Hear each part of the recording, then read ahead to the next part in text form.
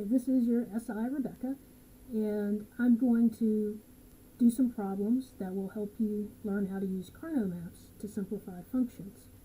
So first, let's go over some terminology. So first we'll talk about a literal, and we're going to do most of our terminology in terms of how it corresponds to Karnaugh maps. So a literal is a variable either in its complemented or non-complemented form. So for example, x bar, y bar, and so forth are literals. Now you've seen min terms before, and min terms consist of products that contain every variable either in its complemented or uncomplemented forms. So an example of a min term would be x, y bar, and z if our function has three variables x, y, and z. So it has to include all of those. And when you learned about min terms, you learned that each min term is associated with a particular number. So, for example, if you wrote out a truth table and you had every possible combination of three variables as either zeros or ones, and you had the min terms associated with those min terms had numbers. So this one was 0 and this one was 6. And you could also have them for, if you had four variables, you'd have the min terms 0 through 15.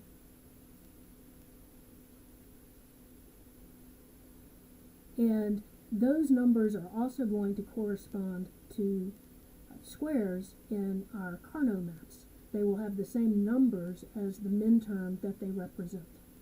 And you can just keep handy a copy of a Karnaugh map that has the numbers in it so you'll know which ones are which. Now, an implicant is any term for which the function that you're looking at evaluates to 1. So when you're looking at a truth table, the min terms that have a 1 in the function evaluation, those are going to be implicants. Let's see if I have an example of a truth table.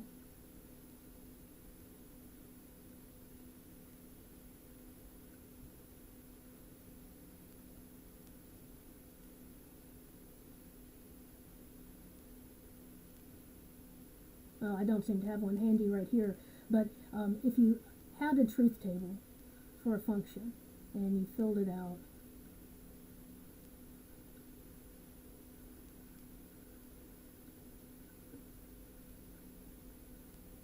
and let's say you had this over here, and these rows correspond to min terms 0, 1, and 2, then the implicants that were min terms would correspond to the rows where f equaled 1. So right here and right here. And these rows also correspond to min terms where your variables are either complemented or non-complemented. So when they're equal to 0, for the min term, that's going to mean that all of these are complemented. So the min term that goes with this row is x bar, y bar, z bar, because x, y, and z are all 0. The min term that goes with this row is x bar, y, z bar, because x is 0 and z is 0, so those have the bars, and y is 1, so it does not. And this is min term 0, and this is min term 2. So an implicant is any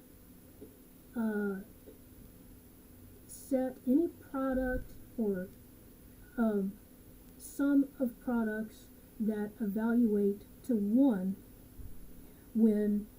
for your function. Now how that's going to help us with Karnaugh maps is like this. So let's say we have a Karnaugh map, and we have a Karnaugh map for a 3-variable function. It's a 3-variable function, And each square in our Karnaugh map is going to correspond with a particular minterm. And so each square is also going to have a number associated with it. And we'll set it up like this for a 3-variable Karnaugh map. So we've got 8 squares. The top row is going to represent x and y, and the sides are going to represent z. And you'll put these numbers here. You'll put 0, 0, 0, 1, 1, 1, 1, 0. And this may seem a little odd because when you are filling out a truth table, 0, 1 is not going to be followed by 1, 1. It'll be followed by 1, 0. But there's a reason for putting them this way. Because in a Karnaugh map, adjacent cells will always share some variables, and adjacent cells will differ by only one variable. So, for example, if we look at this square right here, and you look up at top to see what the column says, and to the side what the row says, then you'll see that x and y are 0 and z is 0. Well, that corresponds to this minterm right here. So x is 0, so that's x bar, y is 0, so that's y bar, and z is 0, so that's z bar. So this square corresponds to x bar, y bar, z bar.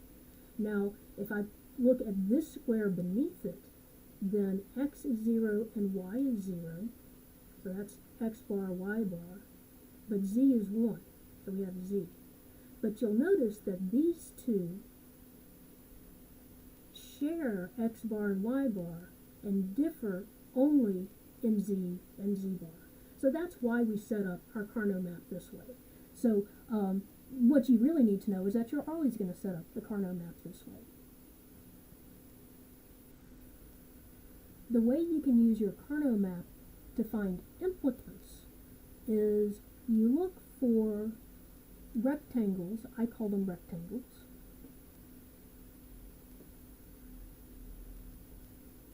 that it's going to be rectangles or squares, and the number of squares they can contain has to be a power of 2. So it can be 1, 2, 4, or 8 in this particular Karnaugh map. You cannot have one that has 3 or 6 or 7. They have to have this number, and they have to be adjacent.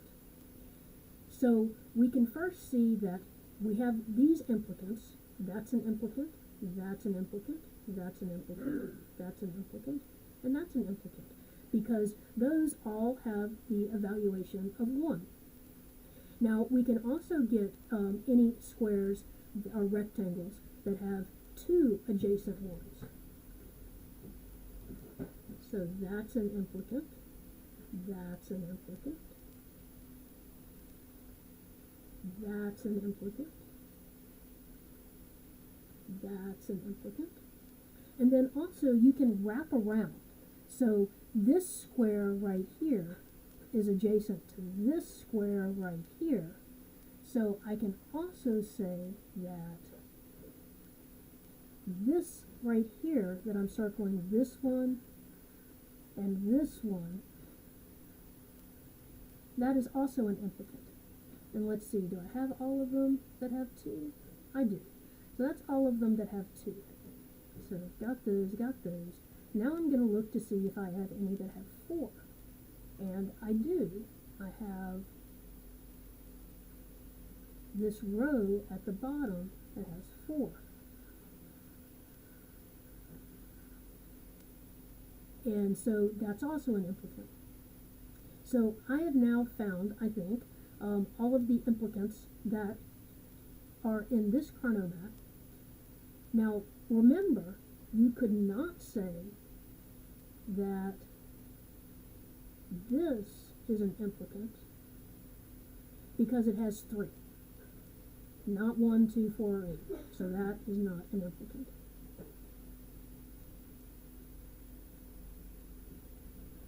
So those are implicants. And implicants will help us find the simplest simplification of our function, but we don't want to use all implicants. That looks like it would be a lot, and it would be a lot. So there's a way that we're going to look for certain kinds of implicants. We're going to look for prime implicants, and prime implicants are implicants that are not contained in any other implicant. So let me give you some examples of that.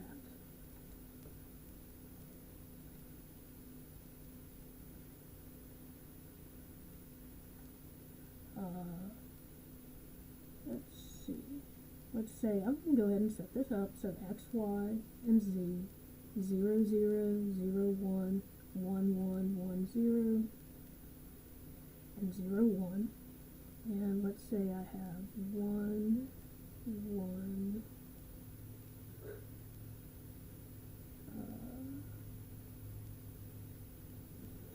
1,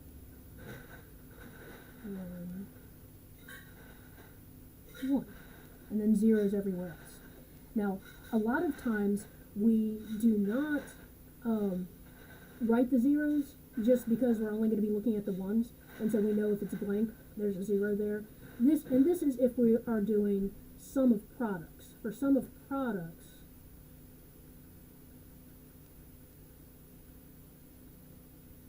we look at the ones. For product of sums, we look at the zeros. So let's take a look at a prime implicant and an implicant that's not prime.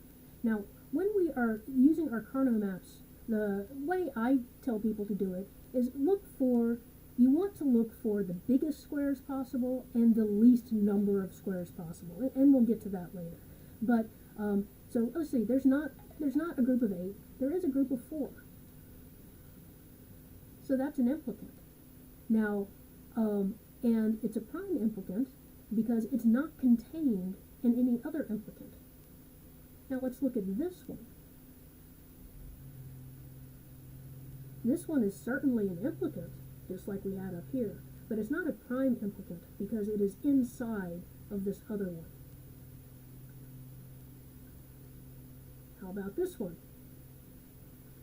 That is a prime implicant because even though it has this one here, it is not completely contained inside this other one.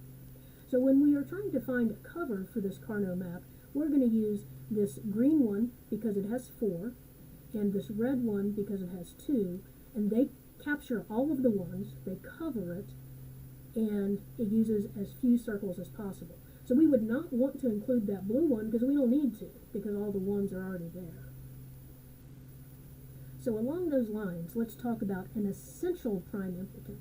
So an essential prime implicant is a prime implicant that contains a 1 that no other implicant contains. So let's take a look at no other prime implicant contains. Let's take a look at this red one. It has this 1 right here that is not included in this other implicant. And it's not included in any other prime implicant. So it's essential. So it's essential, and so it is probably going to be in our final expression. There are some Karnaugh maps that you can cover with prime implicants, and there's more than one way to do it. And when that happens, if you see it, you're going to look for the one that has the lowest cost, but it's not going to happen that often. In the next video, we're going to look at how to use these.